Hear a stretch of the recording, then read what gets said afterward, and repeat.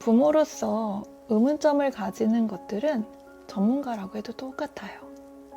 부모가 완벽해야 아이가 잘 자란다? 스마트폰은 아이의 집중력을 망친다. 혼내야 아이 버릇이 고쳐진다. 이런 말 한 번쯤 들어보셨죠? 과연 사실일까요? 내가 학교를 다니고 사회생활을 했던 것과 육아는 또 다른 이야기예요. 사랑하는 사람들이 가정을 이루고 아이를 낳고 아이를 키우다 보면 아이의 성장하는 모습에 웃기도 울기도 또는 실망하기도 욕심을 내어보기도 하는 많은 상황들을 직면하게 되는데요. 항상 자신에게 돌아오는 질문은 내가 잘하고 있을까? 입니다. 그래서 오은영 박사님, 조선미 박사님처럼 육아 전문가들이 대한민국을 휩쓸고 계시기도 하시죠. 아이들을 걱정하는 부모님들 상담이라면 저도 10년 이상의 내공이 있으니 이를 가지고 오늘은 부모님들이 잘못 알고 있는 육아 속 오해 10가지를 바로잡아 보겠습니다. 많은 분들이 애착 유형은 유아기에 결정되면 평생 바뀌지 않는다고 생각합니다. 애착 유형 들어보셨죠? 안정애착, 불안정애착이 있고 그 안에도 세부적인 항목이 있는데 불안정애착의 3가지 유형에 해당하는 아이들은 부모 입장에서 꽤 까다롭고 예민하게 느껴지게 됩니다. 애착 유형이 결정적인지 아닌지에 관한 것은 아이의 기질 성격을 주로 평가하고 설명드리는 저희 연구소에서도 많이 들어오던 질문입니다. 하지만 과학적으로 보면 이는 오해입니다.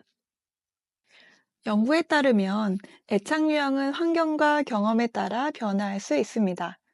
예를 들어 어린 시절 불안형 애착을 형성했던 사람도 성인이 되어 좋은 경험을 많이 쌓는다면, 즉 좋은 친구, 배우자, 멘토를 만나 긍정적인 경험을 충분히 한다면 안정형 애착으로 바뀔 수 있습니다. 애착 유형 변화할 수 있습니다. 그 동안의 양육이 후회되더라도 지금부터 바뀌면 됩니다. 아이들은 부모의 감정을 얼마나 알아차릴 수 있을까요? 부모가 심적으로 힘든 상황에서도 괜찮아 라고 말하면 아이가 모를 거라 생각하시나요? 아이들은 부모의 표정, 목소리, 몸짓을 통해 감정을 아주 세밀하게 읽어낼 수 있습니다. 사람이 발달하는 과정인걸요. 타인의 감정을 읽고 사회성이 발달하길 바라면서 부모의 감정을 숨길 수 있다고 생각하는 것은 앞뒤가 맞지 않습니다. 인간의 사회성을 연구하는 영국 테시스 프로젝트 연구팀에 따르면 생후 2개월만 되어도 부모를 인식하고 지각하는 능력이 발달한다고 합니다. 그리고 3세 미만의 아이는 부모의 정서를 감지하고 반응할 수 있다는 연구 결과도 있습니다. 따라서 부모가 불안하면 아이도 무의식적으로 불안감을 느낄 수 있어요. 아이 앞에서 감정을 숨기기보다는 건강하게 표현하는 것이 중요합니다. 스마트폰이 아이 뇌를 망친다. 이 말 맞을까요? 사실 전 개인적으로 맞다고 하고 싶어요. 하지만 정답은 반은 맞고 반은 틀리다입니다. 스마트폰 사용하는 방식이 더 중요해요. 조금 더 확장해서 미디어 전체를 이야기해 보자면 우리가 미디어를 사용할 때의 문제점은 우리가 수동적으로 정보를 받아들일 가능성이 높다는 겁니다. TV도 아무 생각 없이 수용적이고 수동적인 태도로 TV가 주는 정보를 받아들인다면 언론에서 주는 정보가 왜곡되어 있다고 하더라도 받아들이게 되겠죠. 이처럼 우리는 정보가 입력되었을 때 어느 정도의 시간을 가지고 정보를 처리하고 때로는 비판적으로 사고하는 과정을 거쳐야 합니다. 이런 시간이 없이 스마트폰과 혹은 미디어를 마주하는 것은 스마트폰을 사용하는 것이 아니라 스마트폰의 시간을 퍼주고 있는 것입니다. 당연히 집중력도 저하하는 결과가 오게 되고요. 그렇지만 스마트폰을 능동적으로 사용할 수 있게 한다면 분명히 긍정적인 효과가 있습니다. 상호작용은 전제되어야 하겠고요. 그리고 스마트폰에서 주는 정보가 너무 자극적이진 않아야 한다는 조건이 있습니다.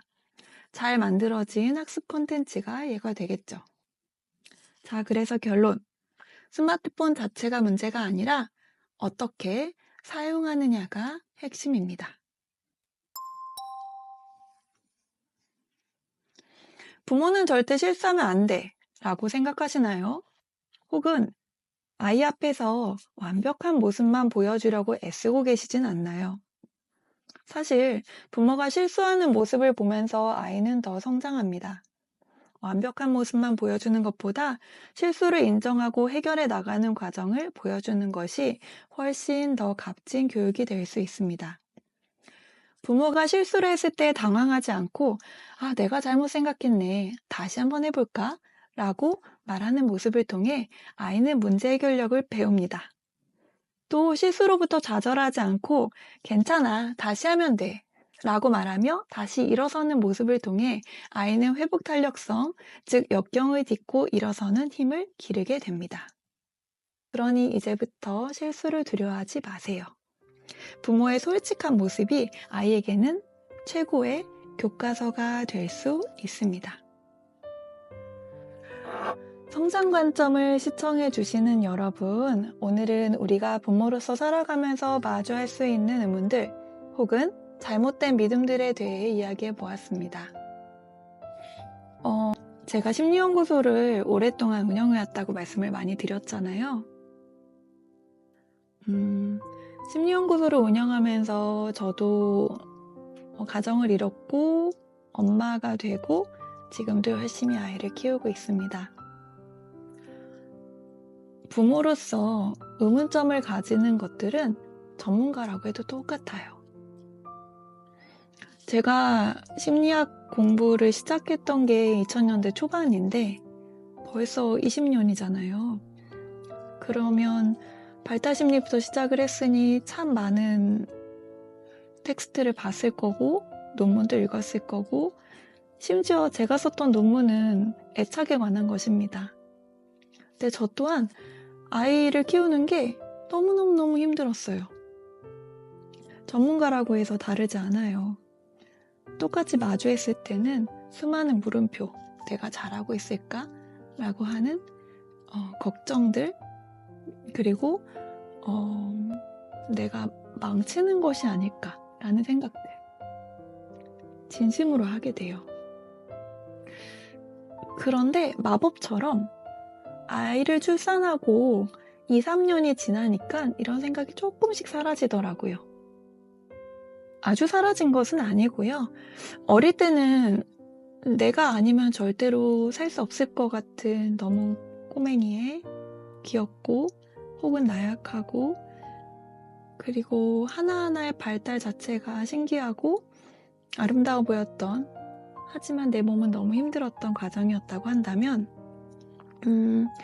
아이가 말을 하고 걷기 시작하고 뛰기 시작하고 기관에 다니고 이런 과정에서는 엄마의 몸도 같이 회복이 되어 가면서 훨씬 더 많은 즐거움을 찾을 수 있었습니다. 오늘 제가 부모가 부모다워지는 모습을 갖춰감에 있어서 여러 가지 가질 수 있는 상식 혹은 오해 들에 대해서 좀 말씀을 드려봤는데요. 앞으로도 이 시리즈에 대해서 좀 더 지속을 해볼 생각입니다. 제가 상담하면서 들어봤던 얘기도 참 많았고 제가 엄마로서 가졌던 실제 의문들도 많았고 제가 찾아보았던 어떤 논문이나 결과들도 많았고요. 모두 다 얘기해보고 싶고요. 조금 더 이런 이야기들을 들어보고 싶으신 분은 구독해주시면 지속적으로 이런 이야기를 들으실 수 있으실 거고요. 많이 따라와 주세요. 제가 정말 많이 귀중한 얘기들 풀어놓아 볼게요. 감사했습니다. 오늘도 좋은 하루 되시고요. 하루하루 성장하세요. 감사합니다.